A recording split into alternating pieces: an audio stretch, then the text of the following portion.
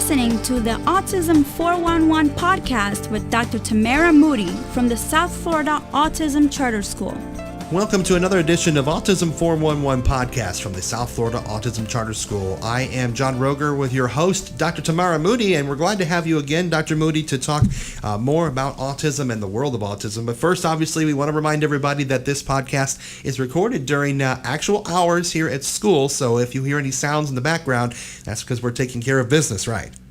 Yes, that is true. So if you hear a scream here and there, we're good. I promise. That's true. Well, today's special podcast, we're going to be getting perspective of parents who have been involved with the school since the start. Because I know a lot of folks have talked to us about what is Sfacs, or what do you guys do? How long have you been doing this? And you said you just got your first campus. Well, how can you be doing it for so long if you just got your first campus? But there's actually a deep history to Sfacs going way back when, and that's kind of what got you guys started. Why don't you give us a brief history into Sfacs and kind of how you got everything started and how this all got pushed together? So I'd love to be able to tell you this story, but our guest today, Miss Susan Leon, and her and I have gone back 15, 16 years. And I believe she tells the story better than I do. I tend to get a little bit shy or leave out what I consider the most important part of our venture. And actually, Susan and I met years ago when we were at a private school in Aventura. And I would say that she's seen my growth, my dreams. When I first decided I wanted to do Sfacs, it was on a napkin from my office. And then that merged into a piece of paper and several papers later. So yes, we've been open at Sfacs now. We're going into our 12th year. But Susan and I are coming as far back as when we were at a private school together, and I was the director there, and she had a child that attended. Her and I have driven all over Hialeah trying to find this home that we're in right now. So yes, there's quite the history there, but I would love to introduce you again to my partner in crime, Miss Susan Leon. Good morning. Great to be here. So Susan, yes, it's great to have you here. Not that we don't talk every day, but I think folks need to understand where we're coming from and why we're so passionate about the things that we're doing. And so we met, how many years ago was that? It's been almost 17 years now, actually. I'm thinking 17 years now. And so you all know Susan has a son in our program, Reno. Love him very much. My big teddy bear. So you remember when you met me? Like how that was, where we were, how? It was a very interesting day. I can say that back then I was living in Kendall and you were at a school in Aventura. And I heard about your school, and I thought it was outside of my reach, but my mother is a dreamer, so she made an appointment, unbeknownst to me, and she called me and said, "We have an appointment with Tammy Moodie tomorrow." And I said, "Oh, okay." And what was unusual about that was that you didn't do tours back then, but for some reason you did mine, and I feel like it was serendipity. It was like just meant to be when we met. We hit it right off. We told you our story. You seemed very moved by it. You showed us your school, and we were very impressed by what you were doing. And everything just started from there. Reno enrolled, and you made such a big difference in his life, and I was a believer from day one. Yeah, and I remember you started out with me, I think you were volunteering, and I was like, "Oh, can I hire you? Because you're so awesome."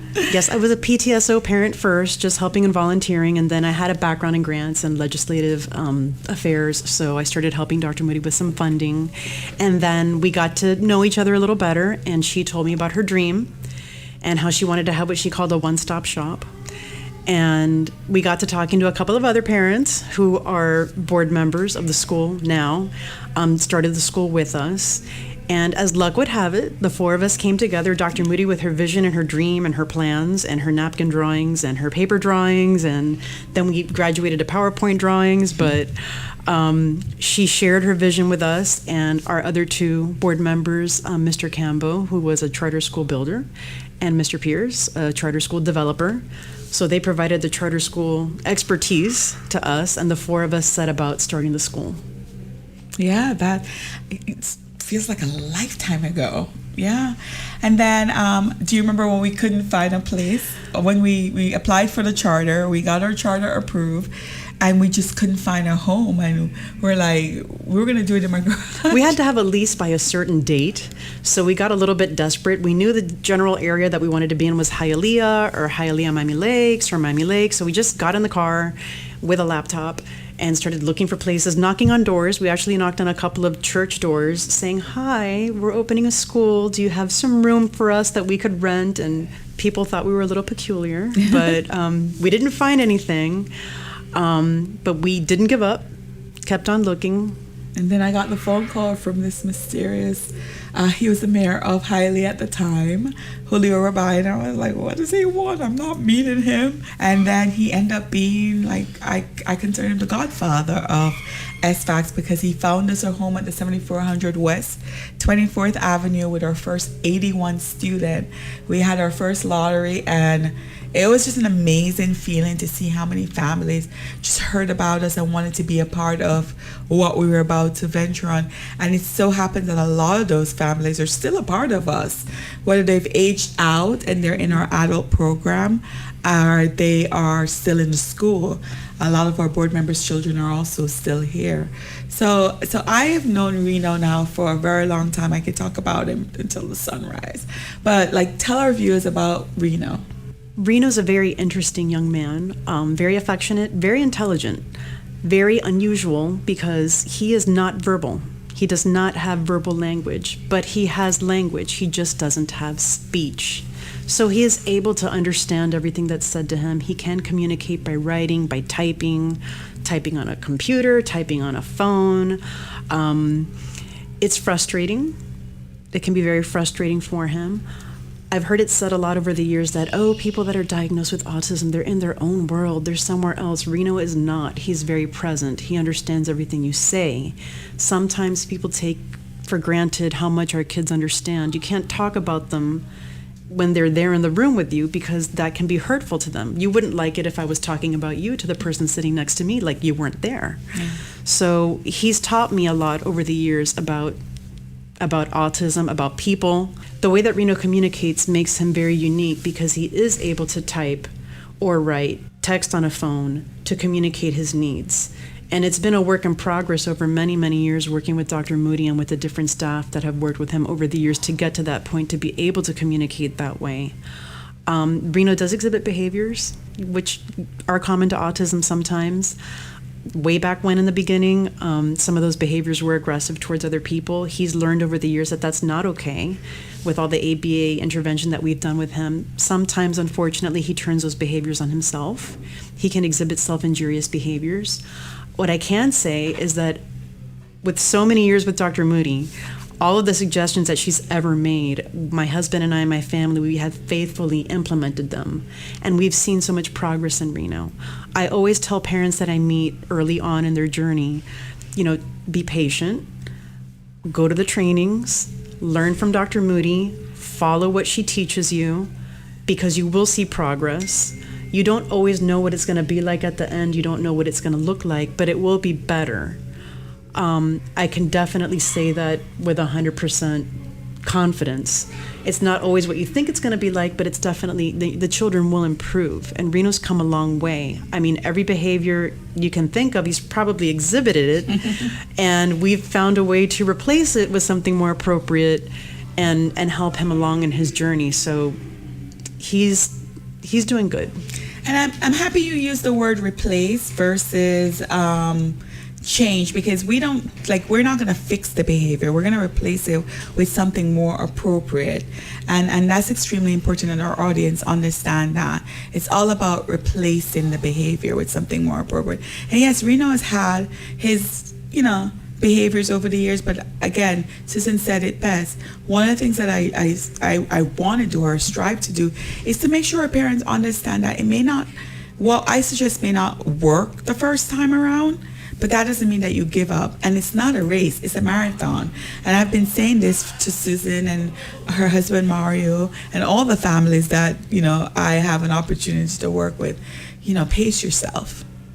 Don't get burned out on the first go around. Pace yourself. It's extremely important that you need your energy. If you're not good, then you're not going to be good for your child.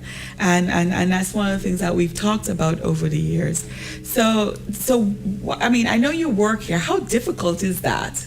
It's definitely a balance, and what you just said a moment ago, definitely I have to touch upon that, because you can't burn yourself out too early. I did that very, very early on, before I met you even, and my family members picked up on it, and they helped me see what you always say, that it is a journey. It's a lifelong thing. And you have to maintain a positive attitude, and you also have to take a moment every day to appreciate life. Life is beautiful. It may not be the life that you thought you were going to have, but you can find something beautiful in every day. You have to find a moment every day to smile with your child, even when they've driven you crazy and they've broken everything in the house.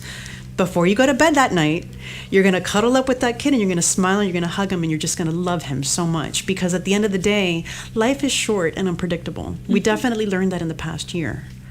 So you have to always remember that while you go on this journey. Now, working here and having a child with autism definitely has its challenges, but I have to say that way back in the beginning when we started this journey together, you and I, you probably knew because you're very wise, but I don't know that I ever really appreciated the impact that this would have over the years, because looking back now 12 years later, you know, I can say in the beginning, I definitely was on board. When I met you, you had this amazing vision and you had this incredible energy and all this knowledge, and I could see the progress in my own son. And I thought, wow, we're going to do something so great and we're going to help so many people. And I'm going to help my son and I'm going to help some other people, and that's going to be great. But I don't think I could have ever visualized just how big it would get, how many people we could help, and the impact that it would have. Yeah. So that definitely is a very reinforcing part of the job. You know, every year, I don't do parent tours anymore. Mm-hmm. You know, I've had many different job responsibilities over the years, and that's not something I'm doing at the moment. But I have always appreciated the opportunity to meet new families and just try to be there for them. Yeah. Maybe like with what I've gone through or just what I've seen over the years, because sometimes they come in, like I did many years ago, with that I'm going to fix this perspective. And you can fix some things and you can improve some things, but it's going to be whatever it's going to be. And you have to be strong enough to accept whatever that is and wise enough to appreciate whatever it's going to look like. And some families need a little time to move along and to accept that. That is true. And once you do, you can be happy and you can have a very happy life. And I think it's really great also, something that the school has brought about is a nice community of support, because as parents we can talk to one another and we can really understand one another. Unless you really, really walk this path, it's hard to understand. Even my own mom, who's just so unbelievably supportive, she's like my rock. She doesn't live with Reno. My husband and I always say to each other, nobody really, really knows what it's like except us. There's a lot of people in our life that have a very good idea, and they have a lot of sympathy and understanding and consideration for us, but parents are the ones that really, we can feel each other. Like, we understand what the other one is going through. So that's something that I really appreciate about Sfacs. Being able to give that to other parents and being able to receive it sometimes when I need it. Yeah. You know, that camaraderie. A parent said to me yesterday, actually, Dr. Nestor, that one of the beauty about our parent training is that when she goes to it, she leaves off, oh, wow, it's not just me. Oh, wow. Oh, yes.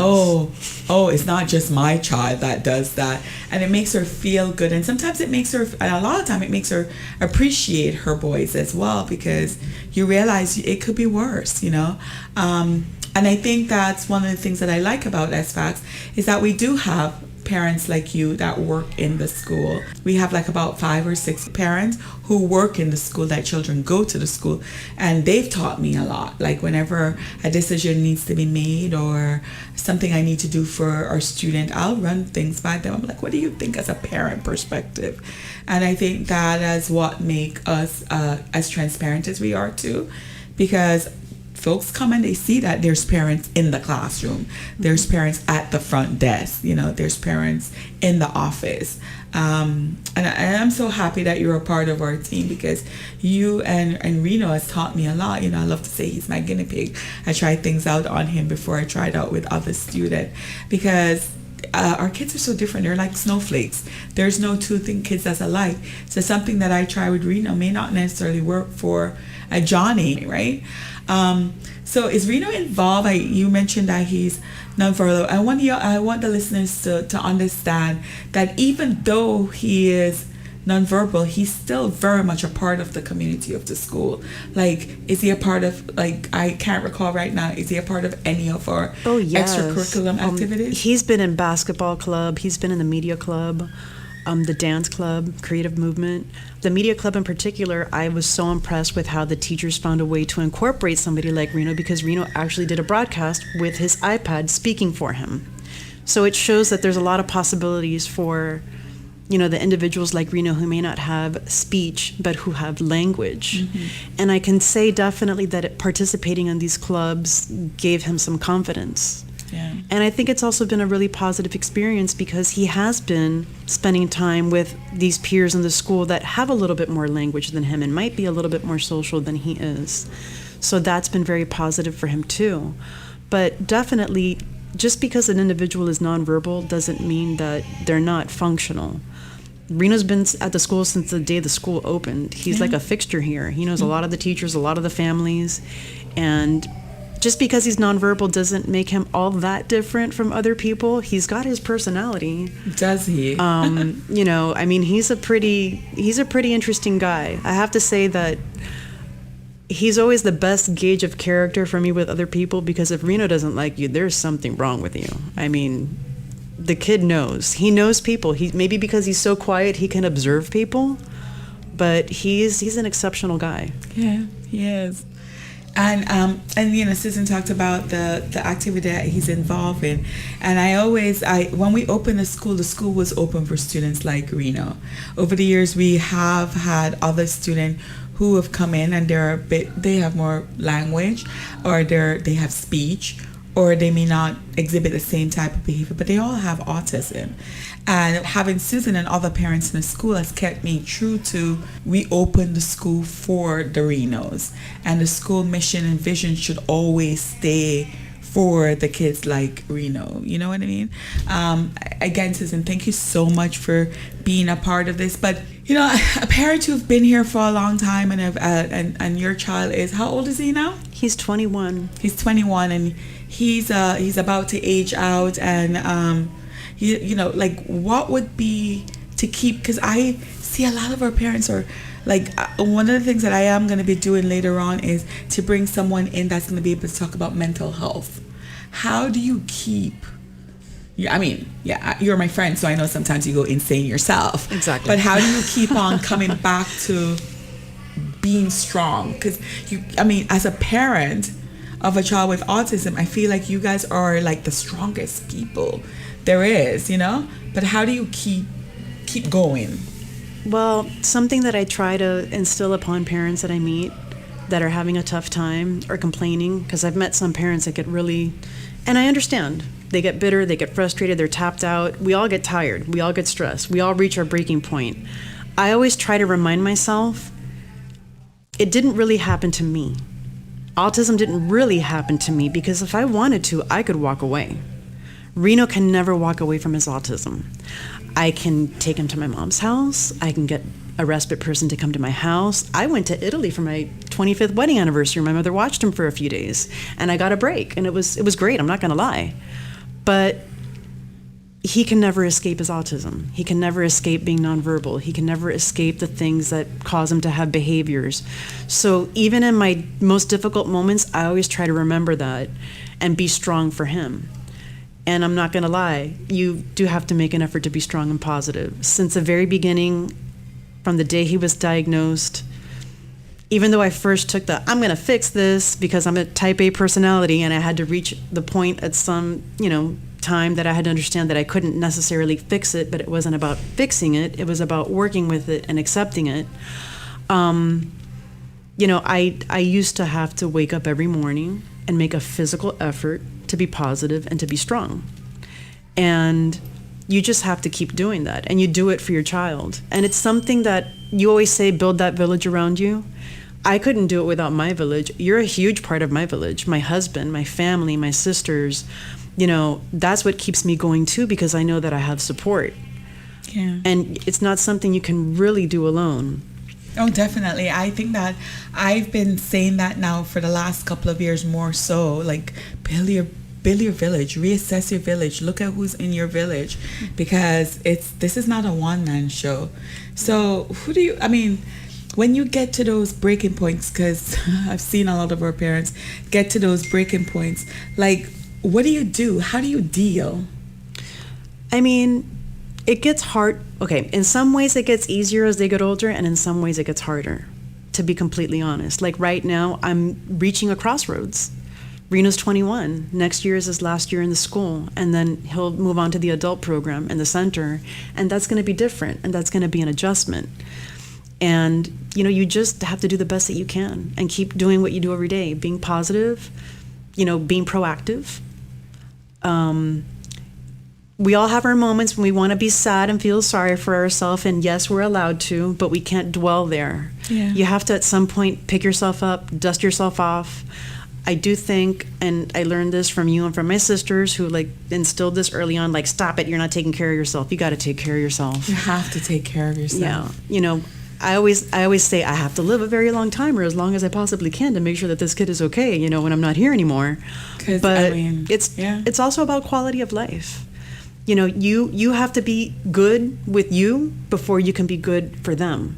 So I try very hard to do that. Didn't do so good during the pandemic, not gonna lie. The pandemic was not so great for a lot of us. We all got off our diet, we all got off the exercise routine, but you got to get back on. Just all of the healthy habits in your daily life that you do, and just the positive thinking. Try to be positive. Count your blessings. Yeah. Even on the days when they drive you crazy, you still got to count your blessings. Yeah. God, Susan, thank you so much for sharing. I feel like parents, I sometimes wonder about parents, because I know how difficult it is. I'm here. I don't fully understand some of your concerns, but I do understand that it's not easy. No, I've always said, the way that I've always described it when people ask me, I call it bittersweet. Yeah. Because there's a lot of bitter that you have to deal with, but there's a lot of sweet. So if that's your palate, if you can deal with bittersweet, if you like bittersweet chocolate, if you like bittersweet, foods or whatever, good. But that's just the way that I look at this experience, because autism is really hard. Yeah. It's not something anybody asks for.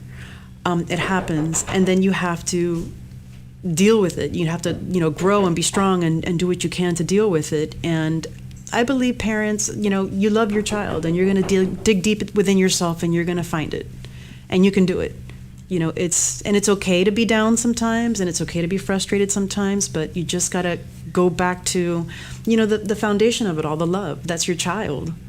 You love your kids. You love them more than anything in the world. My husband and I always say that. I say, I love you, but I love Reno more. And that's okay, because we both love him more. He's just the most amazing thing in the world. We love him to death. He's us. He's an extension of us. Yeah. Well, again, I value your commitment to Sfacs. I appreciate you being a part of it, because you guys have taught me so much. I'm happy that you believe in the mission that we're doing, and I'm happy that you trust, having your child be here at Sfacs. And I appreciate your sacrifice that you also make to have Reno here, because you're still driving from far. You're still coming from Kendall on a daily basis to come to Adelaide. That's quite the journey and the sacrifice that you've made. And I think that you're a pillar of just a model for parents to see, because you're right. Your sisters, your mom, Mario, you guys have a strong village there. And I think that even with a strong village, sometimes it's tough. So can you imagine the person who doesn't have a village, the person who doesn't have that support system that you do have? So again, Susan Leon is with us today, talking about her experience as a parent of a child, of an adult with autism, a person who work in the school and have to juggle being a working mom and also having an adult child with autism, how it all started and where we are right now and what we're about to do in the future. And thank you again. I can't thank you enough for the opportunity to be able to be a part of your life and Reno's life. No, thank you. It's a privilege to be at Sfacs. Well, Dr. Moodie, that was a very insightful, hear to that all that today. I think one of the biggest takeaways that Susan mentioned and that you've talked about as well, I think that we should hit on before we end the podcast, is the village. Because, we talk about it as if that's a second nature, but for a lot of families, they're especially ones that are just starting, they don't have a village. They haven't built a village. They don't know how to build a village. What's the best way to get started on that? I mean, sometimes the village is not even the best friend, right? If I was building a village for any of my children, the person who asks me about my child, the person who says to me, okay, Dr. Moodie, how is Skylar doing? Is there anything that I can do for Skylar? Because at the end of the day, it's not about that person that you care about the most. It's not that person who you may grow up in the same house.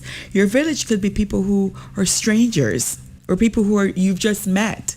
A lot of the parents love to say that I'm a part of their village, but I'm not blood related to them, but I'm a part of their village because I care. I'm a part of their village because I ask questions. I'm a part of their village because I want better for their child. Right? So, and you may want your sister to be a part of your village, but she lives in a different state. Your village needs to be here, an active part of your child now that you're around, right? It can't be a village when you're no longer around. If my child sleep on the left side of the bed, they should know that, because they can't come around when I'm no longer here, because it's going to be difficult for the child with autism. But let me correct myself. He should not be sleeping on the left side of the bed all the time. You should move the bed around so he sees to generalize. It shouldn't be that this is the way it is at all times, because when you're no longer around, it's going to be difficult for that person. Well, the quirks are important. I mean, there's quirks. Yeah, I have quirks. I have, I don't really like the lights on in my office, There's things that I don't like, and that's important that we celebrate those too, right? But the village, and back to your question, is how would we go about doing that? I would look at my child. What does he need? Who is he going to need to be a part of his village? If my child has other disability other than the autism, or he has another, the doctor should be a part of that. You know what I mean? The dentist should be a part of that. The therapist, the people you're bringing into your home. But most importantly, who is going to be helping me with him when I no longer can help him? And I imagine that question, when it's asked, you start to find that maybe the people you were friends with or that you knew for many, many years, it just don't seem like that's going to be able to be a part of it. Yeah. And that's shocking for a lot of people. Oh, yeah. And sometimes just even your own family member may not be. Because, and I think they mean well. They want to be a part of it. But you have to also be realistic and look at their circumstances. Do they have children with special needs as well? Are they able to? Does their job take them away from here often? You know what I mean? Do they have the means to take care of my child who can eat you out of home, on a daily basis? What kind of support are you going to leave for your village, or what kind of help you need? If I had a village, it probably wouldn't to help me financially, but just to help me emotionally, because different people are going to have different place in your village. And that's important to note. Definitely. Dr. Tamara Moodie with South Florida Autism Charter School, here our Autism 411 podcast. And Dr. Moodie, if they want to reach you, or if they even have a question maybe for Susan, as someone who's worked with a child with autism for many, many years, if they had a question for either of you two, how can they reach you? Yeah, they definitely can reach me at info@sfacs.org, or follow us on our Instagram or Facebook. You can always send us a message there. And Susan does work for the school. So if you send us at info@sfacs.org, I'm sure she'll be able to answer those questions. But her most thing that you probably could ask her is as a parent, because that is her best job. She's a great mom. Very good. Well, Dr. Moodie, we thank you again for this insightful information, and we look forward to hearing from you again for another edition of our podcast. Thank you for having me. This has been the Autism 411 podcast with Dr. Tamara Moodie from the South Florida Autism Charter School. To learn more, visit sfacs.org.